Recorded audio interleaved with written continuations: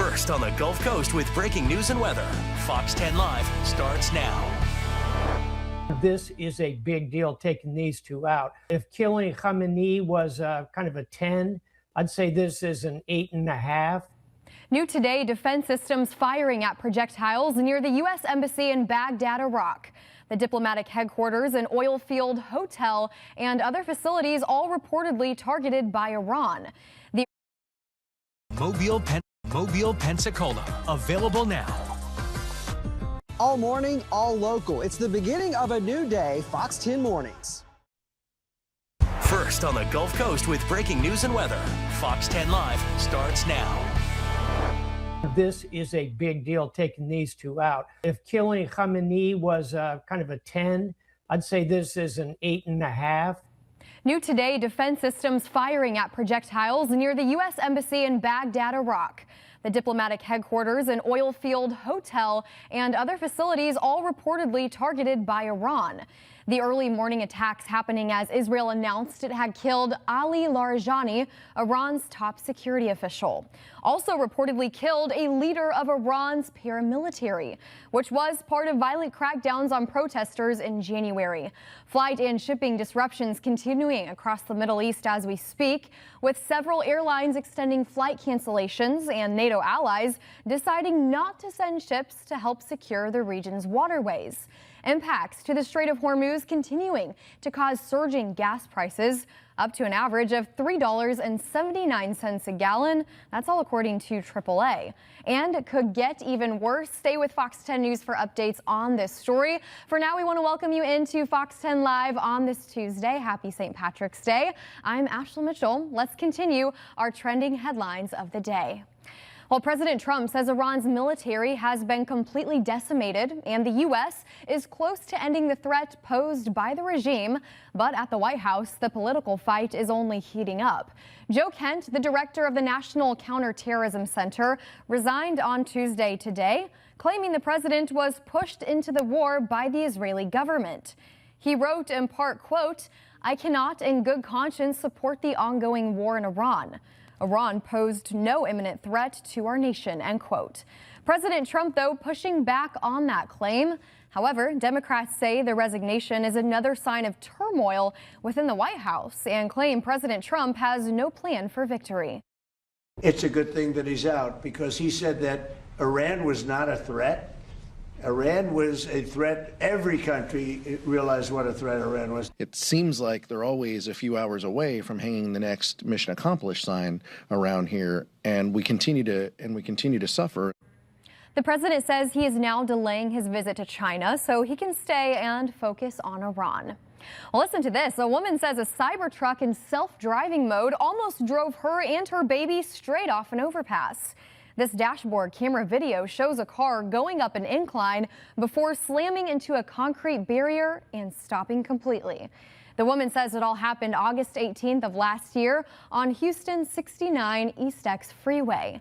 The woman's lawyer says his client was injured, mostly on her shoulders, neck, and back. The woman is now suing for $1 million. Fox Business requested comment from Tesla, but did not receive a reply. Scary moments there. Well, meanwhile, rescuers save an 80-year-old hiker in Nevada. Las Vegas Metropolitan Police Department search and rescue sharing this video of the rescue on social media. Officials tell us the rescue happened on Saturday after authorities got the report of a missing hiker around 4 p.m. An 80-year-old who separated from his hiking group when they briefly lost their way for a short time on North Peak Trail near the Giants Mile Trail. Although most of the crew was able to find their way back, the 80-year-old and several others were still stranded. Rescuers looked via air for several hours after the report, even suspending the search overnight. But the next day, they were able to spot and recover the missing hiker. Thankfully, the person was in stable condition and was flown to a local hospital for treatment. This is Steve Alexander on the assignment desk. Some of the stories we're following today. A story Shelby's been working on all day. A Theodore woman is in Metro Jail charged with felony murder and aggravated child abuse. Mobile police say it's in connection with the death of the woman's child. Also, Mobile sheriff's officials are now asking for your help in an ongoing homicide investigation involving a woman. The investigation began 4 years ago. The issue of gun violence and what to do about it came up at the Mobile City Council meeting today. Dacian Smith is looking at that. And an inspiring story in our area, a Pensacola man alive thanks to some quick action from 2 Navy sailors who saw the man's car plunge into a creek Sunday night and submerge. We'll have that story.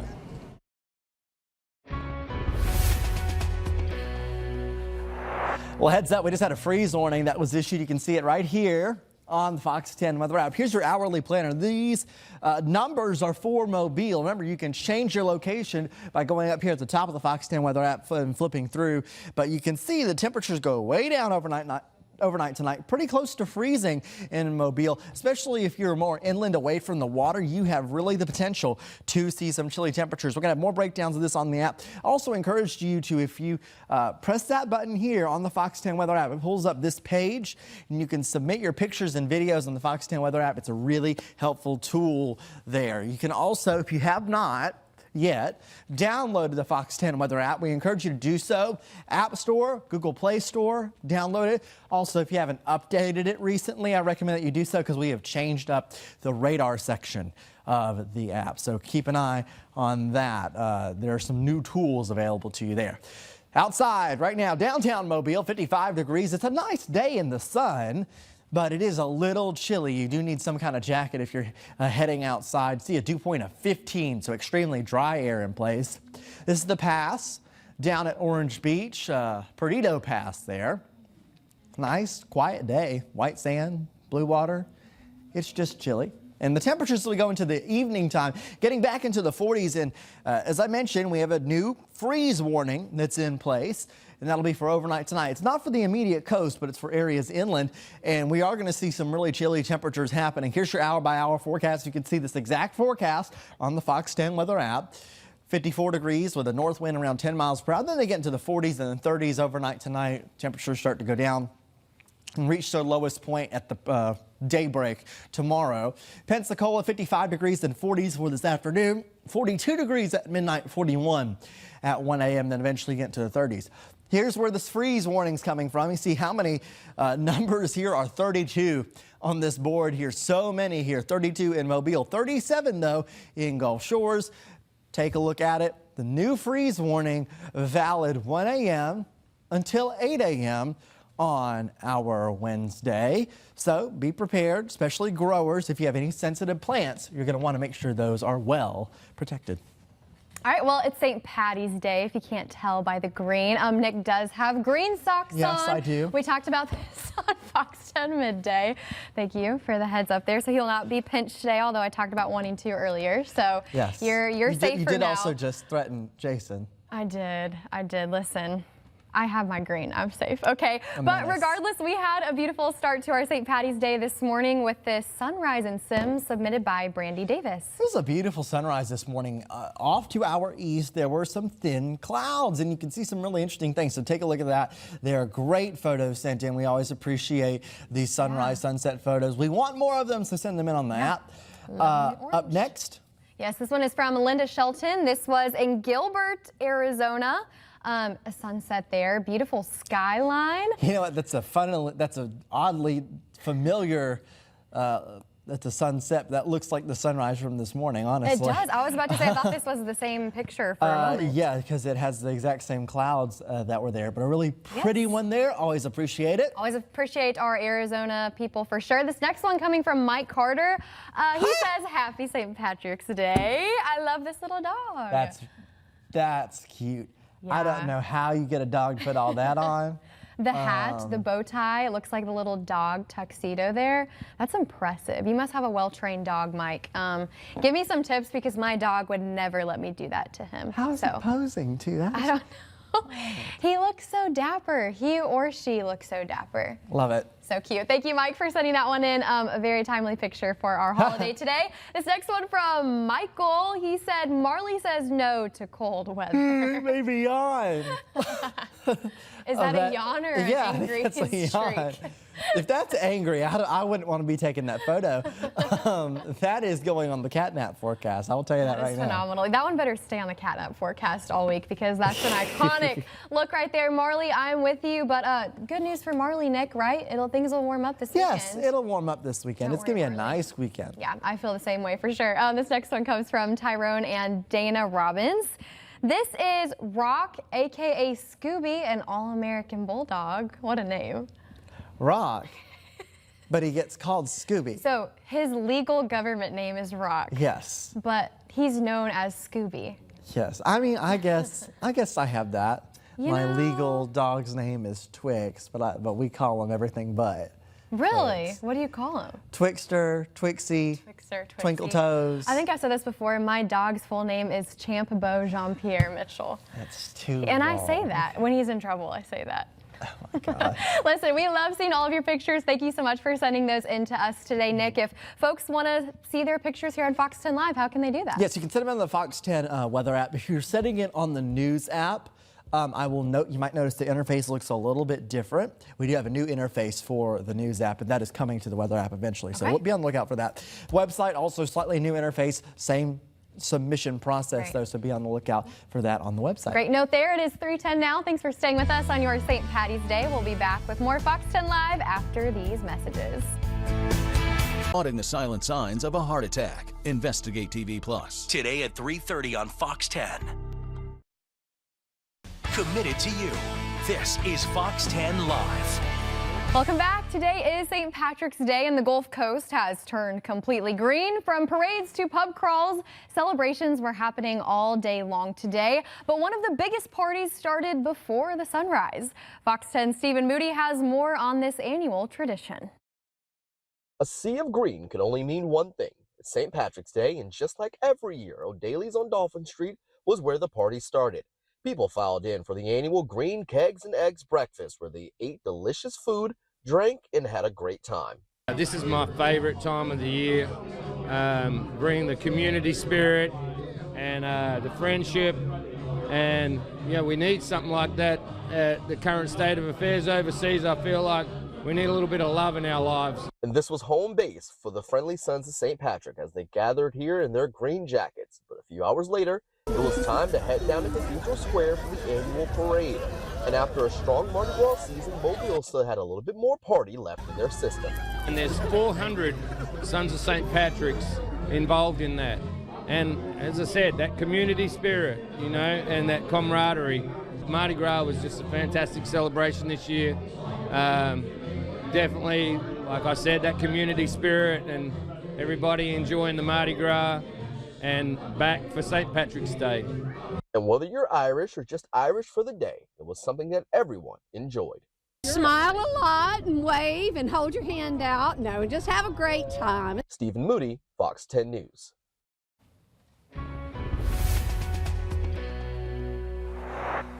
Take a look.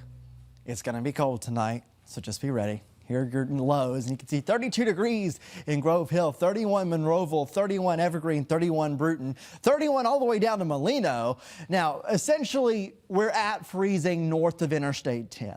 If you're south of Interstate 10, you will likely be in the middle 30s. Some folks on the immediate coast are in the upper 30s here, 39 Destin, 37 in Gulf Shores. With this, we have a freeze warning that's been issued. Temperatures as low as around 29 degrees, possible in some of those cold pockets far inland, or maybe just outside of our Fox 10 viewing area in Wilcox County, Marengo County there. Here's a look outside right now. One place where it doesn't look freezing is down at Orange Beach. Really not bad out there. You can see here the Perdido Pass, and the temperatures this afternoon getting up into the 50s, but then 47 degrees by this evening. These are the numbers for down at the beach with a clear sky. Really not bad. Temperatures right now are sitting in the 40s and 50s, 48 degrees in Grove Hill, 53 in Mobile, 54 in Pascagoula, 50 Fairhope, 55 Gulf Shores. 10-hour planner in Mobile. Grab your sunglasses if you're heading out and a jacket. If you're heading out this evening, though, you're going to need a heavier jacket as temperatures are down in the 40s, 40 degrees by 10 p.m. there, and then we're down to the 30s, and then it's down to 33, 32 degrees in Mobile. In Pensacola, 49 at 7 p.m. Grab the jackets all the way down through the 40s and into the 30s. The big pattern and where this cold air came from, it's this big upper trough that's over the eastern United States. But you see that big bubble over there? That's a ridge over the western United States. That is a driver of sinking air, quiet weather, and warmer weather, especially right under the ridge. So the southwest is going to be quite warm over the next week. But that starts to spill over to our area. It keeps our weather pattern relatively quiet. We don't have any troughs or systems rolling in through here. So our rain chances stay low and our temperatures go up. We're up in the low 80s for us by the weekend. It's going to be a nice weekend. And the rainfall over the next 7 days? 0. So a really dry forecast here. We are starting spring on Friday. You see 77 degrees on the 7-day forecast. You see 81 this weekend. I'll tell you on Saturday, we have a low risk of rip currents. So good news there for spring breakers and beach goers. Morning temperatures in the 60s, those afternoon temperatures in the 80s. Water temperatures are going to be just a bit low, though, down at the beach. So keep that in mind. We meet again. Hi. It's Trivia Tuesday. I studied. And I'm undefeated, but this might change my streak because we are doing St. Patty's Day trivia. Disclaimer, Nick did study St. Patty's Day facts beforehand. So if he sounds like he knows more, that's because I wrote some notes, but I like these are like quick, small notes. Go ahead and ask me your first question. All right. Why is St. Patrick's Day celebrated on March 17th? On March 17th? Yes. Does it have something to do with Lent? No. I don't know. I really don't know this. It's the day St. Patrick died in 641 CE. Okay, gotcha. All right, good question. This one's for you. Of which country is St. Patrick the patron saint? I would say Ireland. That's correct. Okay, that's right. That's an easy one. Okay, you. What demographic group was largely responsible for shifting St. Patrick's Day from a religious observation to a secular one? The Irish. Yes, and specifically Irish immigrants moving into the United States. Do I get that one? I'll take it, yeah. Okay, thank you. Is the correct spelling St. Patty, P-A-T-T-Y, or St. Paddy, P-A-D-D-Y? Go with your gut. T-T. Nope. Really? D-D-Y. Okay, I didn't know that. Yes, that's a really long answer, so let's move on to the next. Your turn. The American St. Patrick's Day tradition of green beer stretches back over 100 years. 1914 news article cited what ingredient as the source of the green color? Of the green color? Limes. No. It's something kind of crazy. Is it really? I wouldn't know this. It's called Wash Blue. It was a laundry whitener. Really? That's kind of crazy. I've heard of the green beer. People use food coloring now. I'm intrigued by the news article, though. That's kind of cool. I'll have to go back and read it. Where and when was the first St. Patrick's Day parade ever recorded? Parade? Yeah. When and where? Dublin, Ireland. Nope. No. Wrong country. Parade. Yes. When and where? I'll give you a hint. The parade was not in Ireland.